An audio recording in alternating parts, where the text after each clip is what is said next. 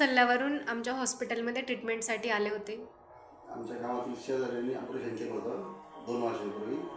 त्यांनी सांगितलं की आता दवाखाना एकदम चांगला आहे, चालेल, पण मागे त्रास झालेला नाही, त्यामुळे आम्ही धावलो. सुरुवातीला जेव्हा तुम्ही हॉस्पिटलमध्ये आला ट्रीटमेंट घेण्यासाठी तेव्हा काय काय त्रास होता तुम्हाला?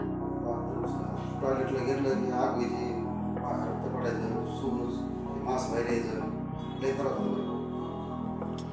आता ऑपरेशन नंतर किती टक्के तुम्हाला चांगलं वाटतंय, आराम भेटलाय? 80% फरक येतो. त्रास नाहीच म्हणलं तर चालतंय, पूर्ण बरं वाटतंय.